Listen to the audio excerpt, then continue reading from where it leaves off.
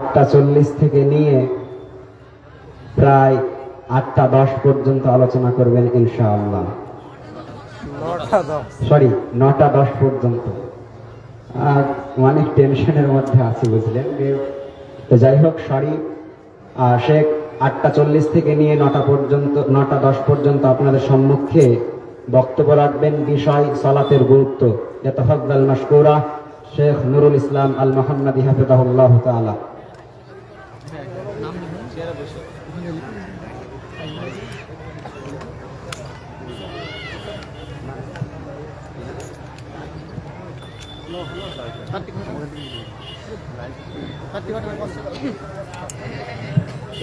লম্বা করে না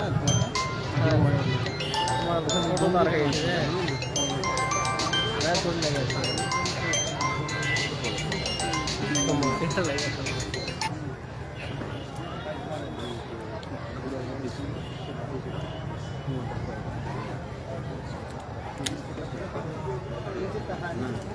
लाइव चला रही लाइव चला रहा सब मैनुअल माइक्रोफोन ठीक कर दो। हां बच्चा ठीक है।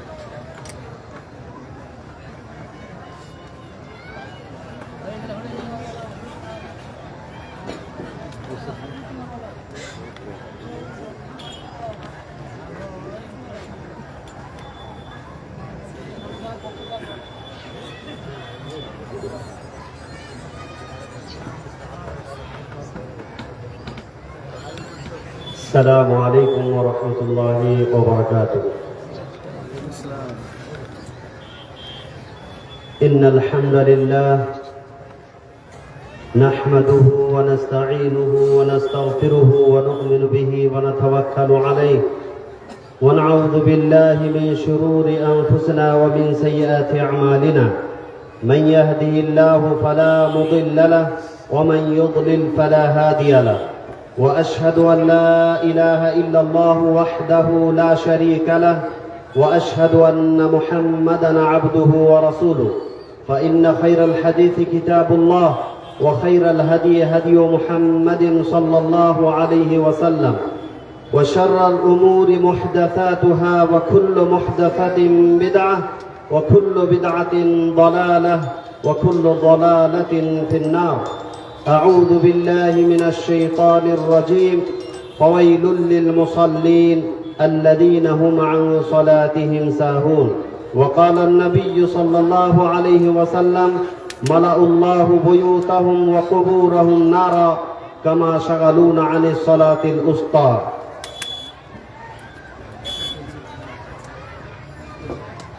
সর্বপ্রথমে ওই মহান আল্লাহ তাবারক ওয়া তাআলার তারিফ ও প্রশংসা, যিনি আমাদেরকে সৃষ্টি করেছেন। তারপর হাজারো হাজার দুরূদ ও সালাম হোক আখিরি নবী হযরতে মুহাম্মদ রাসূলুল্লাহ সাল্লাল্লাহু আলাইহি সাল্লামের উপর। আল্লাহুম্মা সাল্লি আলাইহি ওয়া বারিক ওয়া সাল্লিম। শ্রদ্ধেয় সম্মানিত স্টেজে উপস্থিত ফজিলাতুল শেখ जनाब मौलाना अब्दुर रहमान अल आदिल मदनी हफिज़हुल्लाह तआला, फजीलतुल शेख तजम्मुल हक मदनी हफिज़हुल्लाह, फजीलतुल शेख हसनुज्जमा हफिज़हुल्लाह। प्रिय भाई ও বন্ধু, সর্বপ্রথমে আপনাদেরকে একটা কথা বলি যে আমি শুদ্ধ বাংলা জানি না, উর্দুতে তাকরির করি, কিন্তু আপনারা সব বাংলা বলছেন, বাঙাল জায়গা। আমি বাধ্য হয়েছি এখানে বাংলা বলার জন্য। এই জন্য ভাষার দিকে লক্ষ্য না করে কোরআন হাদিসের কথা যেটা বলবো ওইদিকে ধ্যান রাখবেন আর ওইটার উপরে আমল করার চেষ্টা করবেন। এর জন্য আপনাদের কাছে ক্ষমা প্রার্থী আমি আছি যে ভালোভাবে আপনার বাংলা বলতে পারবো না। আমি নিজের বক্তব্য আরম্ভ করার আগে আমি এটা বলতে চাই যে আপনারা এখানে এসেছেন কিছু শিখার জন্য, তাই না? হ্যাঁ না, সাথে সাথে একটু বলতে হবে, শিখার জন্য এসেছেন। এই কারণে এসেছেন যে আপনাদের জীবনে কিছু পরিবর্তন যেন হয়ে যায়, তাই না? যদি পরিবর্তন না হয় তাহলে এই ধরনের মজলিসে বসে কোনো ফায়দা নেই। আল্লাহ নবী সাল্লাল্লাহু আলাইহি সাল্লামের যুগে যখন সাহাবারা কোনো কথা শুনতেন আল্লাহ নবীর কাছে, তখন তারা বলতেন যে সামি'না ওয়া আতানা, কথাটা শুনলাম আর তার উপরে আমল করতে আরম্ভ করত। সাহাবাদের এই শান ছিল, সাহাবাদের এই হালাত ছিল। কিন্তু আল্লাহ নবী সাল্লাল্লাহু আলাইহি সাল্লামের যুগে কাদের জিন্দগিতে পরিবর্তন হয়নি বলতে পারবেন? কাদের জিন্দগিতে পরিবর্তন হয়নি ভাই বলেন, একটু বলেন উঁচা আওয়াজে। মুনাফিক যারা তাদের জিন্দগিতে কোনো পরিবর্তন হয়নি। আলহামদুলিল্লাহ, আমরা যত লোক এখানে বসে আছি আল্লাহর রহমতে, নিচে আমরা বসে আছি, ইনশাআল্লাহ আমরা আল্লাহ তাবারক ওয়া তাআলার রহমত মাগফিরাত তের আমরা মুস্তাহিক অবশ্যই হব ইনশাআল্লাহ।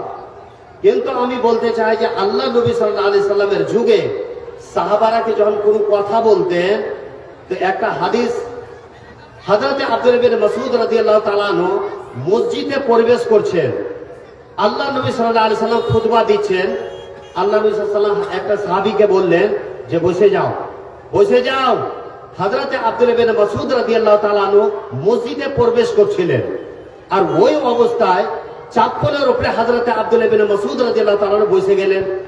কিছুক্ষণ পরে আল্লাহ নবী সাল্লাল্লাহু আলাইহি সাল্লাম দেখছেন যে হযরত আব্দুল্লাহ বিন মাসউদ রাদিয়াল্লাহু তাআলা আনহু চাপ্পলের উপরে বসে আছে। আল্লাহ নবী বললেন যে এ আব্দুল্লাহ, আমি তোমাকে বসতে বলিনি, আমি তো ফালা সাহাবীকে বসতে বলেছি, আমি তো ওয়াকে বসতে বলেছি, আমি তোমাকে বসতে বলিনি। হযরত আব্দুল্লাহ বিন মাসউদ রাদিয়াল্লাহু তাআলা বলছেন যে আল্লাহ নবী, আপনার কথা আমার কানে পড়লো যে বসে যাও, এই জন্য আমি চাপ্পলের উপরে বসে গেলাম। আপনার অর্ডার, আপনার হুকুম, আপনার আওয়াজ আমার কানে আসলো যে বসে যাও, এই জন্য আমি চাপ্পলের উপরে বসে গেলাম। সাহাবারা জানতেন এই কথাটা যে আল্লাহ নবী সাল্লাল্লাহু আলাইহি সাল্লামের হুকুম আসার পরে যদি আগলা কদম উঠে তো মসজিদের দিকে না জাহান্নামের দিকে উঠবে, এই জন্য আমি চাপ্পলের উপরে বসে গেলাম আল্লাহ নবী। তো এই সাহাবাদের তাদের হালাত ছিল যে আল্লাহ রাসূলের কথা শোনার পরে আমল করার চেষ্টা করত। কিন্তু আমাদের জিন্দগিতে এরকম পরিবর্তন হয় না ভাই। কিন্তু আমি যে টপিক নিয়ে আপনাদের সম্মুখে এসেছি, কমসে কম 5 ঘন্টা হওয়া উচিত ছিল, কিন্তু সময় বেশি নাই। সংক্ষেপে আমি কিছু কথা আলোচনা আপনাদের সম্মুখে করব, আর যেটি কথা বলবো ইনশাআল্লাহ এখান থেকে আমল করতে হবে, আরম্ভ করে দিতে হবে। করবেন কি করবেন না? ইনশাআল্লাহ। যাই আল্লাহ তাবারক ওয়া তাআলা যা কিছু পিছে গুনাহ করেছে মাফ করে দিবে। এখন দেখো আপনার দিলটা শান্ত হয়ে গেল। যাও, আমি সূরা মাউনের 2টা আয়াতে কারিমা তেলাওয়াত করেছি। আল্লাহ তাবারক ওয়া তাআলা বলছেন যে ফাওয়াইলুল লিল মুসাল্লিন ওয়াইল জাহান্নাম, ফাওয়াইল ওয়াইল জাহান্নাম। জাহান্নামের মধ্যে একটা ওয়াদি, একটা লম্বা চওড়া ময়দান আছে, ওই জায়গাটার নাম হচ্ছে ওয়াইল। কিছু মুফাসসিরিন বলেছেন যে জাহান্নামের মধ্যে একটা গর্ত আছে, আর ওই গর্ততে মানুষ জাহান্নামের খুন পিপ গন্দগি যে জমা হয়, ওই জায়গাটার নাম হচ্ছে ওয়াইল। এত বড় খতরনাক জাহান্নামে, এত ভয়ানক জাহান্নামে কাকে প্রবেশ করা হবে ভাই? যারা বেনামাজি তারাকে নাই, কারাকে? যারা নামাজে সুস্তি করবে। এই জন্য আল্লাহ তাবারক ওয়া তাআলা বলেছেন, আর কান খুলে ভালো করে শুনেন, যে ফাওয়াইলুল লিল মুসাল্লিন ওয়াইল জাহান্নাম। কাদের জন্য? লিল মুসাল্লিন, ওই নামাজীদের জন্য, আল্লাযীনা হুম আন সালাতিহিম সাহুন, যারা নামাজে সুস্তি করে, যারা নামাজে মানমানি করে, যারা সময় মতো নামাজ পড়ে না, যারা 3 ওয়াক্তের নামাজ পড়ে নাই 2 ওয়াক্তের ছেড়ে দেয়, যারা 4 ওয়াক্তের নামাজ পড়ে নিলে 1 ওয়াক্তের নামাজ ছেড়ে দিলে, যারা সময় মতো নামাজ পড়বে না, জান জেনে বুঝে নামাজকে কাজা করে দিবে, নামাজের আহমিয়ত জানে না, আর জগ চুরাইতে বসে কিসসে কাহিনীতে আর গপ্পাজিতে আমরা টাইম পাস করে দিই, এরকম করনে वालाর জন্য আল্লাহ তাবারক ওয়া তাআলা ওয়াইল জাহান্নাম তৈরি করে রেখেছে। ওয়াইল জাহান্নাম কত খতরনাক জাহান্নাম। যারা নামাজ পড়ে না তাদের কথা হয় না, যারা নমাজ পড়ছে কিন্তু সুস্তি করে মনমানি করে নিজের মন মোতাবেক, এই জন্য নমাজের সময় যেই জায়গাতে হয়ে যাবে আপনাকে ওই জায়গাতে আদা করতে হবে। আল্লাহ তাবারক ওয়া তাআলা কোরআনের মধ্যে বলেছেন, ওয়ামিন হাইথু খারাজতা ফাওয়াল্লি ওয়াজহাকা শাতরাল মাসজিদিল হারাম। এই দুনিয়ার লোকেরা, দুনিয়ার কোন জায়গাতে চলে যাও, হালের ভুঁয়ে চলে যাও, আর তুমি ট্রেনে থাকো, জাহাজে থাকো, গাড়িতে থাকো, কোন জায়গাতে থাকো, যদি নামাজের সময় হয়ে যায় তো ফাওয়াল্লি ওয়াজহাকা শাতরাল মাসজিদিল হারাম, নিজের চেহারাটাকে হারমে কাবার দিকে করে আল্লাহর ইবাদত করতে আরম্ভ করো। কিন্তু আপনি বলবেন যে না, আমি হাল বাঁধছি, আমি কাম করছি, আমি দোকানে আছি, এই নামাজটাকে আসর পরে পড়বো, আর আসরের নামাজকে, জোহরের নামাজকে কাজা করে মগরিবের আগে পড়ছেন। মগরিবের সময়তে চকচড়েতে বইসা আমাদের বাচ্চা যারা, এরা গপে, এরা বইসা টাইম পাস করে নামাজকে ছেড়ে দেয়, কিন্তু গুরুত্ব দেয় না। এরকম যদি করতে থাকে করতে থাকেন তাহলে আল্লাহ তাবারক ওয়া তাআলা এদের জন্য ওয়াই জাহান্নাম তৈরি করে রেখেছে। এই জন্য দুনিয়ার কোন জায়গাতে থাকেন, আপনাকে ওয়াদার এটাই যে আপনি ওই জায়গাতে আল্লাহর ইবাদত করেন। যদি আপনি মসজিদ না পৌঁছতে পারেন, হ্যাঁ, নামাজকে জেনে বুঝে আপনি কাজা করবেন, চলবে না।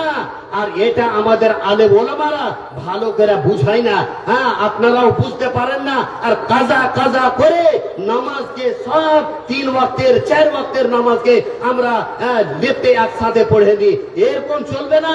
আর এরকম যদি চলতো তাহলে আপনি বলেন যে আল্লাহ নবী সাল্লাল্লাহু আলাইহি সাল্লামের উপরে, আল্লাহ নবী সাল্লাল্লাহু আলাইহি সাল্লামের উপরে কোরআনে কারীমের আয়াত অবতীর্ণ হলো, ইদা কুনতা ফীহিম ফাআকামতা লাহুমুস সালাত। এই নবী করিম সাল্লাল্লাহু আলাইহি সাল্লাম অর্ধেক ফৌজ নিয়ে আপনি নামাজ আদায় করেন, আর অর্ধেক ফৌজ দুশমনের মোকাবেলা করতে থাকো। যেখানে দুশমন খুনের পিয়াসা, যেখানে তলোয়ার চলছে, যেখানে হার জিতের মশলা আছে, ওই জায়গাতে আল্লাহ তাবারক ওয়া তাআলা নামাজকে মাফ করেননি। আপনাকে যদি জিজ্ঞেস করা হয়, ভাই এই আল্লাহর জন্য লড়ছি, নামাজটাকে পরে পড়ে নিলে হবে না? তো 90% লোক এটা ফতোয়া দিয়ে দিবে যে দেখো এই কামটা তো করছি আল্লাহর জন্য, লড়ছি আল্লাহর গুণে, আল্লাহ কি দেখতে পায় না? আল্লাহ দেখতে পাচ্ছে, তো নামাজটা পরে পড়ে দিব ভাই। কিন্তু না, আল্লাহ তাবারক ওয়া তাআলা নবী করিম সাল্লাল্লাহু আলাইহি সাল্লামকে নামাজ কাজা করার এখানেও অর্ডার দেননি। আইন হালাতে, জঙ্গের অবস্থাতে, যেখানে তলোয়ার চলছে, হার জিতের মশলা আছে, ওই জায়গা তো আল্লাহ তাবারক ওয়া তাআলা নবী করিম সাল্লাল্লাহু আলাইহি সাল্লামকে বলছেন, ইদা কুনতা ফীহিম ফাআকামতা লাহুমুস সালাত। এই নবী করিম সাল্লাল্লাহু আলাইহি সাল্লাম অর্ধেক ফৌজ দিয়ে আপনি নামাজ আদায় করেন, আর অর্ধেক ফৌজ দুশমনের মোকাবেলা করতে থাকো, কিন্তু নামাজ মাফ নাই। হযরতে আলী, হযরতে বিলাল রাদিয়াল্লাহু তাআলা আনহুর একবার, আমি বেশি বুঝাইতে পারবো না, কেন সময় খুব কম, এই জন্য তাড়াতাড়ি আমি কথা বলছি। হযরতে বিলাল রাদিয়াল্লাহু তাআলা একবার সফরের হালাতে নামাজ কাজা হয়ে যায়, আর ওই অবস্থাতে বলছেন, চোখ দিয়ে পানি বইতে আরম্ভ হলো। হযরতে বিলাল রাদিয়াল্লাহু তাআলা বলছে, হালাকু, আমি বরবাদ হয়ে গেলাম, আমি হালাক হয়ে গেলাম। আল্লাহর নবীর কাছে যায় বলছে, আল্লাহ নবী, আমি বরবাদ হয়ে গেলাম। আরে কি হয়েছে সাহাবী? বলছে, আল্লাহ নবী হালাক হয়ে গেছি, আল্লাহ নবী বরবাদ হয়ে গেছি। কি হয়েছে সাহাবী? বলছে, আল্লাহ নবী আসরের নামাজ কাজা হয়ে গেছে। আল্লাহু আকবার।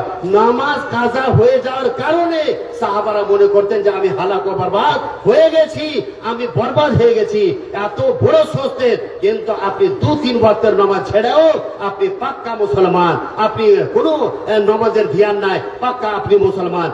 এই জন্য আল্লাহ নবী সাল্লাল্লাহু আলাইহি সাল্লাম বলেছেন যে মালাউল্লাহু বুয়ুতাহুম ওয়া কুবুরহুম নারা কামা শাগালুনা আনি সালাতিল উস্তা।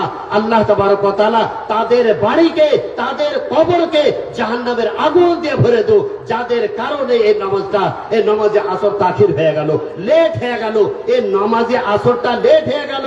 আল্লাহ তাআলা তাদের বাড়িকে, তাদের কবরকে জাহান্নামের আগুন দিয়ে ভরে দাও। এত বড় বদদুয়া কাদের জন্য? যাদের কারণে নামাজটা লেট হয়ে গেল, একটু লেট হয়ে গেল। কিন্তু আমরা নিজে সবাব বলছি, বসে গপ করে, কথা বলে, আমরা কাম করে, আমরা সময় মতো নামাজটাকে আদায় করি না।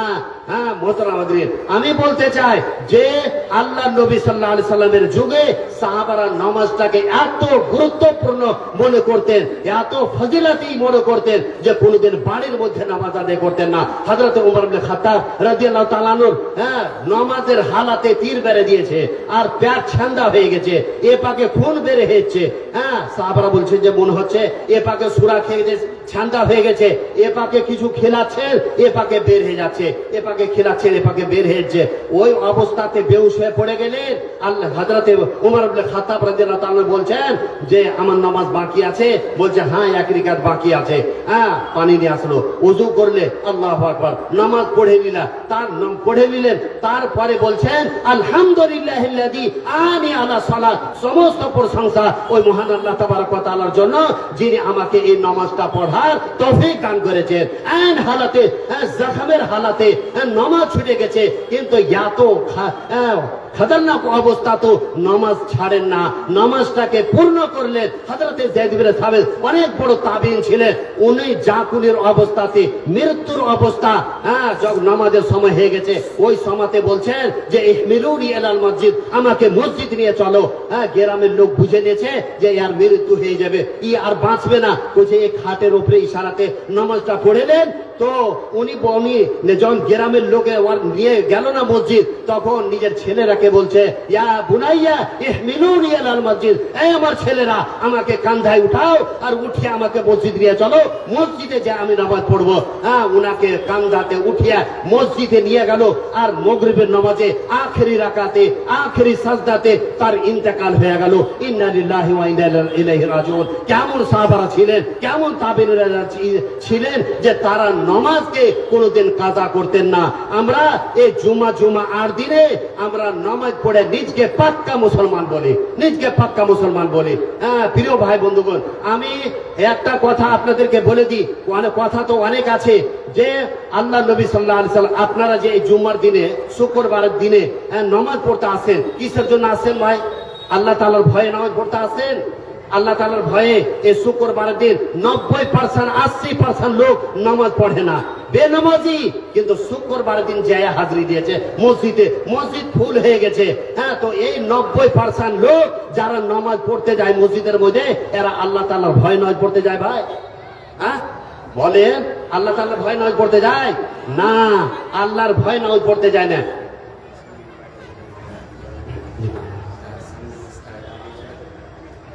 ভাই যারা দাঁড়িয়ে আছেন একটু চলে আসেন, তাহলে আপনি যদি বসে থাকেন তো আমিও ভালো করে বলতে পারবো। একটু তাড়াতাড়ি চলে আসেন। এরকম করে রাস্তাতে বেয়াদব হয়ে দাঁড়িয়ে থাকতে হয় না, তাড়াতাড়ি বসে যান। তো জুম্মার নামাজ, এই যে 90% লোক আমরা পড়তে আসি, তো এই 90% লোক আল্লাহ তাআলার ভয়ে নামাজ পড়তে আসে না। আর একটা কথা জেনে রাখেন যে আমরা কোনো ইবাদত করছি আল্লাহ তাআলাকে রাজি করার জন্য, আল্লাহর ভয়ে, নবী করিম সাল্লাল্লাহু আলাইহি সাল্লামের তরিকার মোতাবেক আমরা ইবাদত করছি কি করি না? তো এখন আপনি 90% লোক এরা শুক্রবার দিন নামাজ পড়তে এসেছে জুম্মার দিনে, তো আল্লাহর ভয় তো আসেনি এরা। বলে হতে পারে আপনি বলবেন যে বলবি সাহেব আপনি গলত কথা বলছেন, আমি আল্লাহর ভয়ে এসেছি। তো আপনি যদি শুক্রবার দিন নামাজ পড়তে আল্লাহর ভয়ে আয়সা থাকেন, তাহলে আপনার কাছে প্রশ্ন আমার যে আল্লাহর ভয়টা খালি শুক্রবার দিন আসে? আল্লাহর ভয়টা শুধু শুক্রবার দিন আসে, আর আসার পরে যখনই আপনি জুম্মার নামাজ পড়ে নিলেন আর ওই তখন আল্লাহর ভয়টা চলে গেল, আর এক সপ্তাহের জন্য আপনি ছুটি পেয়ে নিলেন, আর আপনি পাক্কা মুসলমান। আল্লাহ নবী সাল্লাল্লাহু আলাইহি সাল্লামের যুগে একটা লোক পাবন্দির সাথে 5 ওয়াক্তের নামাজ পড়ার পরও যদি এশারের নামাজে আর ফজরের নামাজে পিছিয়ে হয়ে গেছে, তাকে কি মনে করা হতো ভাই? মুনাফিক। জাযাকুল্লাহ খায়র। তাকে কি মনে করা হতো? মুনাফিক মনে করা হতো। আর 5 ওয়াক্তের নামাজ পড়ে এশারের নামাজে আর ফজরের নামাজে পিছিয়ে হয়ে গেছে, নামাজ তো ছাড়েন না, পিছিয়ে হয়ে গেছে, তো আর কি মনে করতো সাহাবারা? সেই তিরমিজির হাদিসে বলা হয়েছে তাকে মুনাফিক মনে করা হতো। তো আপনি এক সপ্তাহ নামাজ ছেড়ে আপনি পাক্কা মুসলমান? বলেন, যদি আপনি সপ্তাহে একদিন নামাজ পড়ে যদি আপনি জান্নাতে চলে যান, তো ওই যুগে যারা মুনাফিক ছিল তারাও জান্নাতে চলে যাবে না? আপনি অনেক বড় আমাদের দিমাগে আছে যে জুম্মা আর দিনে নামাজ পড়তে গেলে আমরা পাক্কা মুসলমান। এগুলা ধোকা দেওয়া আর কিছু না, এগুলা একটা রাসমারবাজ হিসাবে নামাজ পড়ছে। গ্রামের লোক কি বলবে? মায়ে কি বলবে, স্ত্রীতে কি বলবে, হ্যাঁ বহিনে কি বলবে, হ্যাঁ সর্দার বড়ল হতে পারে, ফেতরার টাকা জমা করবে না, হ্যাঁ গাঁ সমাজের লোক কি করবে না, একটা রাজপর আওয়াজ আছে, চল চল ভাই, হ্যাঁ জুম্মার দিনে শুক্রবার দিন তাড়াতাড়ি একটু গোসল গেলে চল, হ্যাঁ জুম্মার দিনে কোন রকম দু ঠোক মেরে চলে আসি আমরা। এইভাবে মসজিদের মধ্যে লোক চলে আসে, কিন্তু আল্লাহর ভয়ে আসে না। আল্লাহ নবী সাল্লাল্লাহু আলাইহি সাল্লাম সেই মুসলিমের হাদিসে বলেছেন, মান সাল্লা ইউরাই ফাকাদ আশরাকা, যারা দেখাবার নামাজ পড়লে তারা কি করলে, শিরক করলে। তো আপনি কি করছেন ভাই, এত বড় গুনাহ যে আপনি শিরক করছেন, শিরক করতে লাগলেন। তো কথা হচ্ছে এই দেখাবার ইবাদত করতে হবে না। মুসলমান ভাইরা আর আমার চাচারা, আপনারাকে বলি যে যদি আমার চাচারা যদি ছিদ্রে যায়, নিজের জীবনটাকে ভালোভাবে আল্লাহ তাআলার ফরমাবরদার যদি বানিয়ে নেয়, তাহলে এই আমাদের সন্তান কোনোদিন বিগড়বে না। আল্লাহর নাফরমান হলে তুমি আল্লাহর কথা শুনবে না, তুমি আল্লাহর নামাজ পড়বে না, তোমার কোখ থেকে জন্ম নেনেওয়ালা ছেলে কতটুকু ফরমাবরদার হতে পারে, কতটুকু ফরমাবরদার হতে পারে। এই জন্য নাফরমান ছেলে তৈরি হচ্ছে যে আমি নামাজি না। হ্যাঁ, তো আমি আমরা এই বিড়ি সিগারেট তাম্বাকু গুটকা জর্দা এগুলা খাইতে অনেক মস্ত আছি আমরা, আর এগুলা খায়া মসজিদ থেকে বের হলাম আর এরকম চলছে। হ্যাঁ, আমরা পাক্কা মুসলমান। ইনশাআল্লাহ কালকে আমার ইনশাআল্লাহ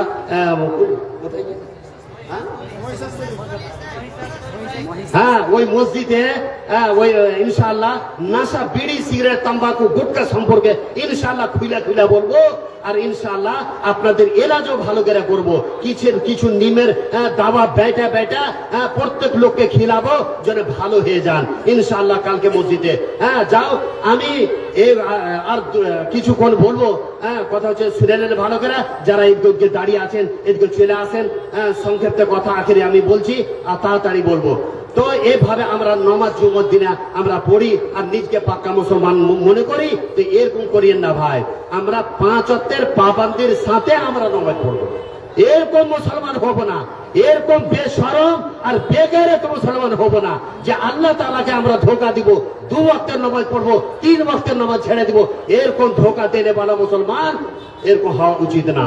যাও, যারা নামাজে সুস্তি করবে, মানমানি করবে, তাদের জন্য আল্লাহ তাবারক ওয়া তাআলা ওয়াইল জাহান্নাম তৈরি করে রেখেছে সুস্তি করার জন্য। এই কথা এতটি কথা বললাম। যারা নামাজ পড়ে না তাদের কি একটু সংক্ষেপে কথা বলবো। দাইমি বেনামাজি এই সম্পর্কে কি আছে? আল্লাহ নবী সাল্লাল্লাহু আলাইহি ওয়াসাল্লাম বলেছেন, মান তারাকা সালাতা, একটা হাদিস পড়ে দিই আগে, যে হযরতে আনাস রাদিয়াল্লাহু তাআলা বলছেন যে আউয়ালু মা ইউহাসাবু বিহিল আবদু ইয়াউমাল কিয়ামা, নবী করিম সাল্লাল্লাহু আলাইহি ওয়াসাল্লাম বলেছেন যে কিয়ামতের দিন সর্বপ্রথমে হিসাব কিতাব নামাজ সম্পর্কে হবে। ইদা সালাহাত, তোমার যদি নামাজটা ঠিক হয় তো সালাহালাহু সাইরু আমালি, তোমার সমস্ত আমল ঠিক। ওয়াইদা ফাসাদাত, তোমার যদি নামাজটা বেকার হয়ে যায়, ফাসাদালাহু সাইরু আমালি, তোমার সমস্ত আমল গালাত হয়ে যাবে, বেকার হয়ে যাবে। তো বুঝতে পারলাম যে 50,000 টাকা দিয়ে খাসি কিনে নিয়েছে, কি করবে? কুরবানি দিবে। আর 1 লক্ষ টাকা দিয়ে বল, 2 লক্ষ টাকা দিয়ে বল নিয়ে এসেছে, কি দিবে? কুরবানি দিবে। আপনি যদি জীবনে নামাজ না পড়ে তাহলে আল্লাহ নবীর হাদিস শুনে রাখেন, হ্যাঁ, যে ওয়াইদা ফাসাদাত, আপনার জীবনে যদি নামাজ না থাকে তো ফাসাদালাহু সাইরু আমালি, তোমার এই কুরবানি 50,000 টাকার 1 লক্ষ টাকার আর 2 লক্ষ টাকার কুরবানি কোনো ফায়দামান হবে না। এই জন্য নামাজ পড়তে হবে। যে ব্যক্তি হজ করতে যায়, যে ব্যক্তি রোজা রাখে, যে ব্যক্তি যাকাত দেয়, যে ব্যক্তি খায়রকাই করে, তার আগে আমি বলি যে নামাজ পড়ো। আকীদায়ে তাওহীদের পরে এটা হচ্ছে মেয়ার, এটা হচ্ছে কাছটি, হ্যাঁ, যে আপনাকে নামাজ পড়তে হবে। বাইনাল আবদি ওয়া বাইনাল কুফরি as-সালাহ, ঈমান আর কুফরের মধ্যখানে যে জিনিসটা পার্থক্য করে সেটা হচ্ছে নামাজ। বান্দা নামাজ পড়তে মুসলমান, আর নামাজ না পড়তে গেলে দাইমি বেনামাজি, ও কোনোদিন মুসলমান হইতে পারে না। এই জন্য একটা দেখেন, আমরা এই চাষ করি, খেতি বাড়ি করি, তো এটা হচ্ছে আব্দুর রহমানের ভূমি আর এটা হচ্ছে আব্দুল্লাহর ভূমি। ভুইনে কি বলে? হ্যাঁ, তো জমি, এটা হচ্ছে জমি আব্দুল্লাহর, এটা হচ্ছে আব্দুর রহমানের। মধ্যখানে একটা কি থাকে ভাই? আইল থাকে। তো এই আইলের দ্বারাতে হ্যাঁ আমরা জেনে নিতে পারি যে এটা ভুই আলাগ, এটা হ্যাঁ জমির আলাগ, এটা আমরা জেনে নিতে পারি। আপনি যদি নামাজ না পড়েন কেমন করে আপনি নিশামি বাঁচাবেন যে আমি পাক্কা নমাজ, আমি মুসলমান? কেমন করে বাঁচাবেন? এই জন্য যে ব্যক্তি মসজিদ যায় ওই ব্যক্তির সম্পর্কে গাওয়াই দিয়ে যে মুসলমান। হ্যাঁ, এই জন্য আল্লাহ নবী সাল্লাল্লাহু আলাইহি ওয়াসাল্লাম একটা হাদিসে বলেছেন যে কোন গ্রামে, এই সাহাবারা তোমরা যখন কোন গ্রামে যাবে তো হামলা করিও না। আজানের আওয়াজ যদি চলে আসে তাহলে হামলা করিও না, আর যদি আজানের আওয়াজ না আসে তো ওই গ্রামে তুমি হামলা করে দাও, গ্রামে যে মুসলমান নাই ওই গ্রামে। তো বুঝতে পারলাম যে নামাজ যদি কারো জিন্দগিতে না থাকে তাহলে কোনো আমল কাবিলে কবুল হবে না, বেকার হয়ে যাবে।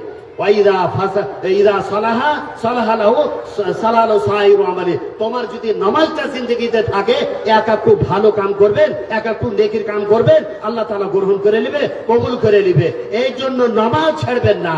তো আল্লাহ রাসূল সাল্লাল্লাহু আলাইহি ওয়াসাল্লাম দ্বিতীয় হাদিসে বলেছেন, মান তারাকা সালাতা মুতাআম্মিদান ফাকাদ কাফার, যে জেনে বুঝে নামাজকে ছেড়ে দিলে ও কুফরি করলে। যে আরেকটা হাদিসে বলা হয়েছে, মান তারাকা সালাতা মুতাআম্মিদান ফাকাদ কাফারা জিহারান, সে খোল্লা কুফরি করলে। তো বুঝতে পারলাম যে ব্যক্তি নামাজ ছেড়ে দিবে ওই ব্যক্তি পারলে দরজার মুনাফিক। যে ব্যক্তি নামাজ পড়বে না, বিলকুল নামাজ পড়বে না, ওই ব্যক্তি কুফরি করলে। যে ব্যক্তি নামাজ পড়ে না ওই ব্যক্তি শিরক করলে। কি করলে ভাই? শিরকটাও করলে। আল্লাহ তাআলা কোরআনের মধ্যে বলেছেন, মা মুনিবিনা ইলাইহি ওয়াত্তাকুহু ওয়া আকিমুস সালাতা ওয়া লা তাকুনু মিনাল মুশরিকিন। এই দুনিয়ার লোকেরা আল্লাহর দিকে রুজু করো, ভয়ভীত হয়ে নামাজ আদায় করো, যাকাত দাও, ওয়া লা তাকুনু মিনাল মুশরিকিন, আর মুশরিকদের সাথে হয়ে যায় না। নামাজ ছেড়ে দিয়ে মুশরিকদের সাথে হয়ে যায় না। এই জন্য আল্লাহ নবী সাল্লাল্লাহু আলাইহি ওয়াসাল্লাম আবু দাউদের হাদিসে বলেছেন, যারা বেনামাজি তাদের হাসর কাদের সাথে হবে? ফিরাউনের সাথে, হামানের সাথে, সাদ্দাদের সাথে, ওবাই ইবনে খালফের সাথে, দুনিয়ার সব থেকে বদতরিন কাফেরদের সাথে তাদের হাসর হবে, মুশরিকদের সাথে যারা বেনামাজি। এই জন্য সহিহ ইবনে হিব্বানে আল্লাহ নবী সাল্লাল্লাহু আলাইহি ওয়াসাল্লাম বলেছেন, তারকু সালাতে শিরকুন, নামাজ ছাড়াটা শিরক। আর একটা হাদিসে বলা হয়েছে, ফামান তারাকা আমাদান বাইনাল আবদি ওয়া বাইনাল কুফরি ওয়াল ঈমানি আস-সালাহ, ফামান তারাকা আমাদান ফাকাদ আশরাকা, যারা নামাজ ছেড়ে দিলে তারা কি করলে ভাই? শিরক করলে। বুঝতে এটা পারলাম যে দাইমি বেনামাজি যে ব্যক্তি নামাজ পড়ে না, আর নামাজ মুরবি সাহেব সর্দার মন্ডল এটা বলতে থাকলেন, নামাজ পড়ো ভাই, নামাজ পড়ো ভাই, নামাজ পড়ো ভাই, আর মৃত্যু হয়ে গেল, শিরকের অবস্থাতে মৃত্যু হলো। এই জন্য কিছু ওলামা বলেছেন যে এই ব্যক্তি যদি বেনামাজির অবস্থাতে, দাইমি বেনামাজি যদি মৃত্যু হয়ে যায় তো ওই সম্পর্কে একটা আয়াতে কারিমা দলিল পেশ করেছেন যে মা কানা লিন-নবী ওয়াল্লাযীনা আমানু আন ইস্তাগফিরু লিল মুশরিকিন। এই আয়াতে কারিমা এর শানে নুজুল হলো আলাদা, কিন্তু ওলামারা এই জায়গাটাও ফিট করেছে যে কোন নবীর জন্য আর কোন মুসলমানের জন্য এটা জায়েজ না যে আন ইস্তাগফিরু, ওর করে দোয়া করবে, মাগফিরাতের দোয়া করবে, আল্লাহুম্মা গফির লি হাইয়িনা ওয়া মাইয়িতানা। চলবে না। কেন চলবে না? যে লিল মুশরিকিন, শিরকের অবস্থাতে তার মৃত্যু হয়েছে, বেনামাজের অবস্থাতে তার মৃত্যু হয়েছে। তো বুঝতে পারলাম যে একটা দাইমি বেনামাজি যদি নামাজ না পড়ে আর ওই হালাতে মৃত্যু হয়ে যায় তাহলে শিরকের অবস্থাতে তার মৃত্যু হলো।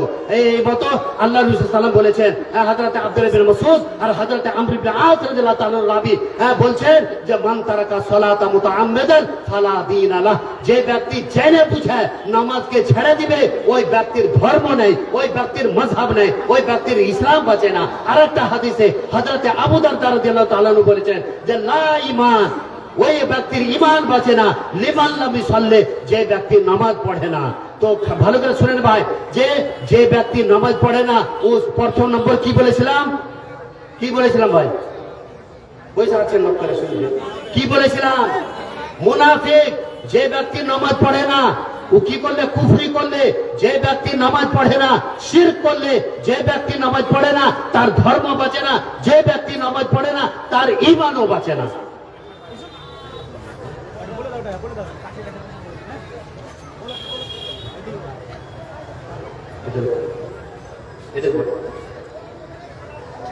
আসসালামু আলাইকুম ওয়া রাহমাতুল্লাহ। আপনারা একটু ওইদিকে দয়াপূর্বক চলে যান। মহিলারা এত তাদের সংখ্যা যে এত বড় জায়গা করার পরেও তাদের আঁটছে না। তো মা বোনদের কাছে এটা আমার রিকোয়েস্ট যে আপনারা ঘাড়ে ঘাড় কাঁধে কাঁধ লাগিয়ে বসুন। এখন শীতকাল, অতটা গরম লাগবে না, কাজেই জায়গা ফাঁকা রাখবেন না।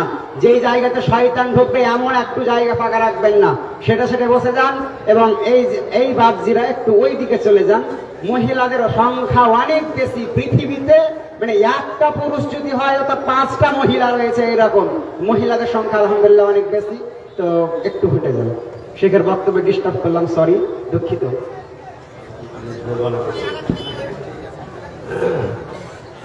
আগা দিয়ে চলেছেন আগা দিকে একটু চেপে বসে দিকে পিছু দিয়ে টাকা হয়নি।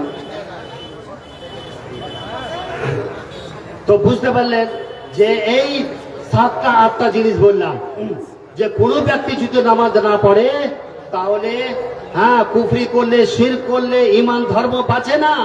এই জন্য হযরত ওমর বিন খাত্তাব রাদিয়াল্লাহু তাআলা আনহু নিজের দৌরের খেলাফতে 2টা কথা, অনেক বড় কথা বলেছিলেন।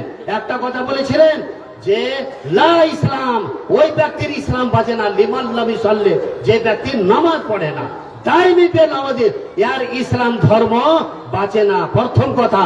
আর দ্বিতীয় নম্বর কথা বলেছিলেন যে লা হাজ্জা ফিল ইসলামি লিমান তারাকা সালাত, যে ব্যক্তি নামাজ ত্যাগ করে দিবে, নামাজ ছেড়ে দিবে, নামাজ জীবনে পড়বে না, ইসলামের মধ্যে এক পরিমাণ অংশ নেই, এক পরিমাণ অংশ নেই তার। তো এই জন্য ইসলামের মধ্যে কোনো অংশ নেই। এই হাদিসটা প্রমাণ হয়ে যাচ্ছে যে একটা লোক বেনামাজি কোনোদিন নামাজ পড়ে না, আর ওই হালাতে মৃত্যু হয়ে গেলে ওকে দিয়ে যে কেমন করে আপনি কি বলে আপনি দফন করবেন, আর কেমন করে আপনি তার জন্য মাগফিরাতের দোয়া করবেন। যা হোক, আমি আর 2 থেকে 3টা হাদিস বলে নিজের বক্তব্য শেষ করব। একটা হাদিস আল্লাহ নবী সাল্লাল্লাহু আলাইহি সাল্লামের কাছে হযরতে বুসরি ইবনে মিহজান রাদিয়াল্লাহু তাআলা আনহু আল্লাহ নবী সাল্লাল্লাহু আলাইহি সাল্লামের কাছে মসজিদে নববীতে আসলেন, আর আসার পরে বসে গেলেন আল্লাহ নবী সাল্লাল্লাহু আলাইহি সাল্লামের কাছে সালাম করে। ওই সময়তে আজান হয়ে গেছে, আজান হয়ে গেল। তো ওই সময়তে আল্লাহ নবী সাল্লাল্লাহু আলাইহি সাল্লাম নামাজ পড়তে চলে গেলেন, আর ওই সাহাবীটা ওখানে বসে থাকলেন। বুঝতে পারছেন ভাই? হ্যাঁ না কহে না?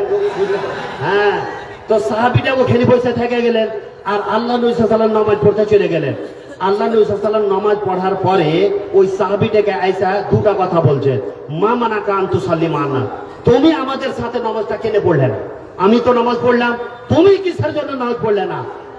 তারপরে দ্বিতীয় কথা বললেন, আলাস্তা বিরাজুলিন মুসলিম, তুমি কি মুসলমান না যে তুমি আমার সাথে নামাজটা পড়লে না?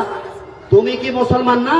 এই হাদিস থেকে বুঝতে পারছি যে যারা বেনামাজি মুসলমান হইতে পারে না। আজকে কোন চাচাকে, ভাইকে যদি বলা হয় যে ও ভাই তুমি এশারের নামাজটা কেন পড়লেন না, এশারের নামাজটা কেন পড়লেন না, আপনি কি মুসলমান নয়? মুসলমান নাই আপনি যে আপনি নামাজটা পড়লেন না?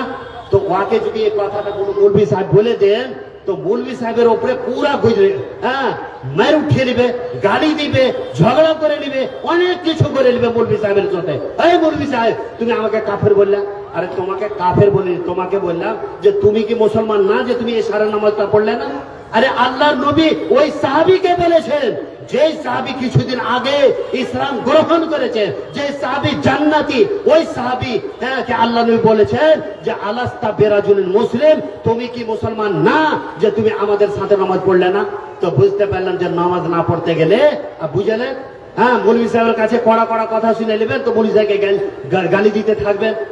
দ্বিতীয় হাদিস, এই হাদিসটা যেটা বয়ান করছি মুতাকাল্লিম ফি রাওয়ায়াত, কিছু মুহাদ্দিস যায়েব বলেছেন, যাও কিন্তু সহি হাদিস কোরআনে আর সহি হাদিসে এগুলো বর্ণনা আছে। আল্লাহ নবী সাল্লাল্লাহু আলাইহি ওয়াসাল্লাম বলেছেন, হযরত উবাদা বিন সামিত রাদিয়াল্লাহু তাআলা বলেছেন যে লা তুশ, আমাদেরকে কিছু কথার ওসিয়ত করলেন, তার মধ্যে প্রথম কথার ওসিয়ত করলেন লা তুশরিক বিল্লাহি শাইআন, জেনে বুঝে আল্লাহর জাতের সাথে কাউকে শরীক করিও না।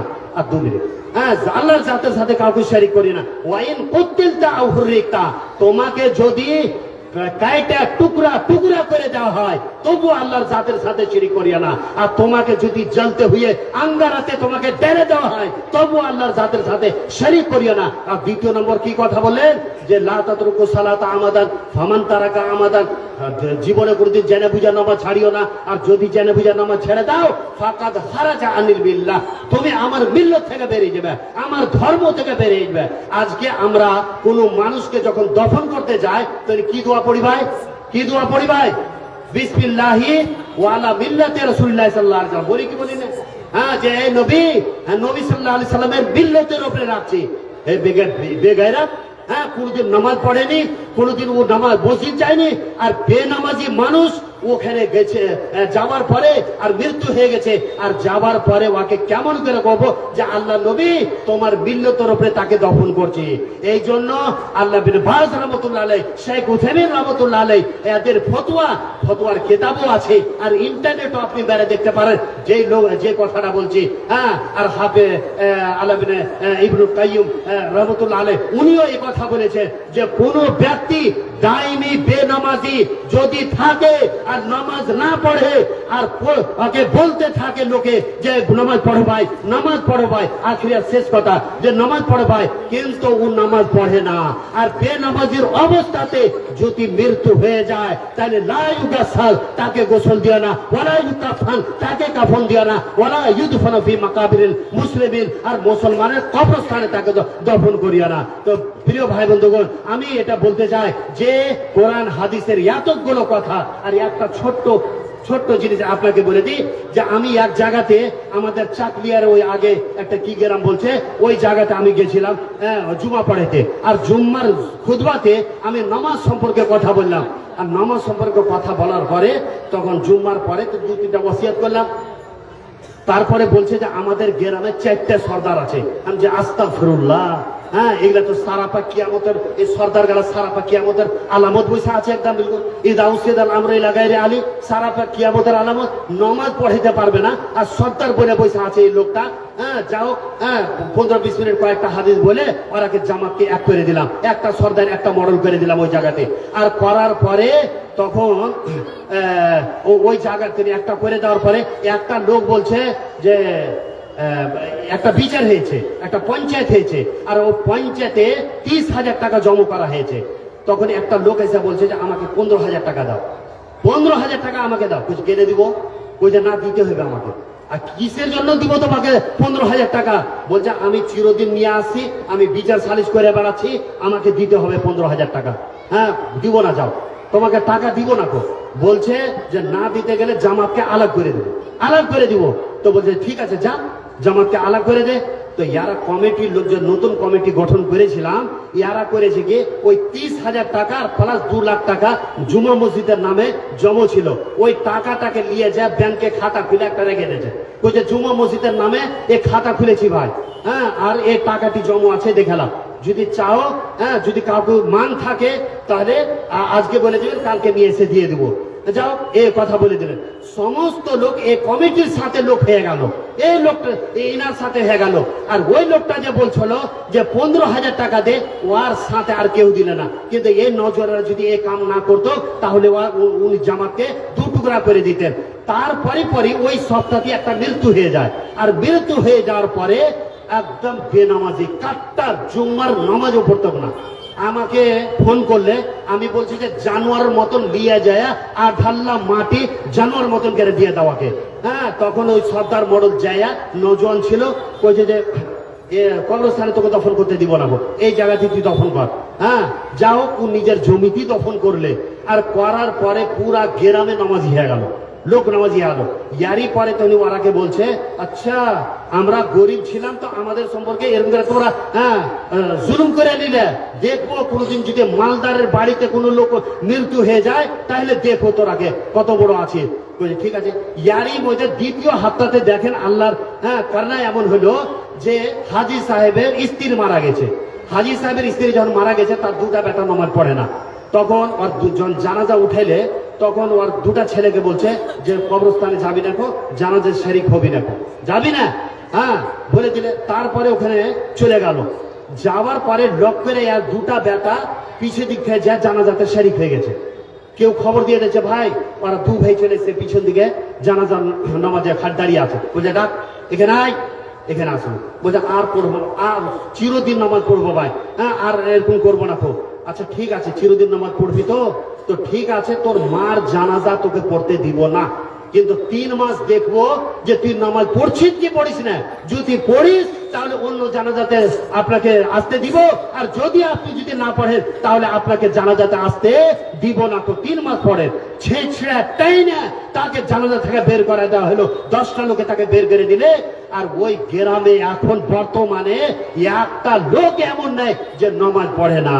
তো শেষ কথা প্রিয় ভাই বন্ধুগণ, যে এই মরল সর্দার যদি আমাদের নামাজি বনে যায়, আর এরা যদি মরল সর্দার আর মেম্বার সাহেব খতিব সাহেব এরা যদি 5টা লোক 4টা লোক সুধরে যায়, আর মেম্বারের রাসূলের কাছে দাঁড়িয়ে যদি এই কথা বলে, এই লোক শুনে নাও, তোমরা যদি নামাজ না পড়ো তো তোমার মৃত্যু যদি হয়ে যায় তো জানাজাতে আমি যাব না, যে পড়বে পড়ুকা, আমি যাব না, ভালো ভালো লোক যাবে না, আর ওর বিয়ে শাদী তো যাব না। দেখেন কেমন কেন নামাজ পড়ছে, ইনশাআল্লাহ নামাজ পড়বে। তো যাই হোক, আমি যেগুলো কথা বললাম, অনেক কথা বললাম, কিছু যদি হতে পারে, আমি ছোট্ট, অনেক জ্ঞানী লোক এখানে বসে আছেন, আমি তার জন্য ক্ষমা প্রার্থী। আর যেগুলো কথা বললাম ভাই কোরআন হাদিসের কথা বললাম, এত কষ্ট করে বললাম, এই কথার উপরে আমল করে দেখাইতে হবে। আমল করবেন ভাই, হাত উঠিয়ে কহেন তো যে ইনশাআল্লাহ আমল করবো, কাল থেকে নামাজ পড়বো, বলেন আস্তাগফিরুল্লাহ, বলেন আস্তাগফিরুল্লাহ, আস্তাগফিরুল্লাহ। কালকে থেকে ইনশাআল্লাহ নামাজ পড়বেন, কেউ এরকম করিয়েন না। যদি বেনামাজি থাকে তাহলে তার আগে পঞ্চায়েত হবে না বেনামাজি, তারপরে কোনো পঞ্চায়েত হবে, না হলে তার কোনো পঞ্চায়েত হবে না। আগে নামাজ পড়ছে কি পড়ে না, এর পঞ্চায়েত আগে করো। ইনশাআল্লাহ আল্লাহ তাবারক ওয়া তাআলা আমন শান্তি গ্রামের মধ্যে ডেরে দিবে। আল্লাহ তাআলার কাছে দোয়া করি যে আল্লাহ তাআলা আমাদেরকে যেন পাক্কা সাচ্চা নামাজি বানিয়ে দেন, বলেন আমিন। আল্লাহ তাআলা আমাদেরকে যা কিছু আমাদের গুনাহ খাতা হয়ে গেছে, নামাজ ছুটে গেছে, আল্লাহ তাআলা আমাদেরকে ক্ষমা করে আমাদেরকে ইসলামের মহব্বত, কোরআন হাদিসের মহব্বত আমাদের দিলে ডেলে আমাদেরকে পাক্কা সাচ্চা যেন নামাজি বানিয়ে দেন। ওয়া মা আলাইনা ইল্লাল বালাগ। আসসালামু আলাইকুম ওয়া রাহমাতুল্লাহি ওয়া বারাকাতুহু।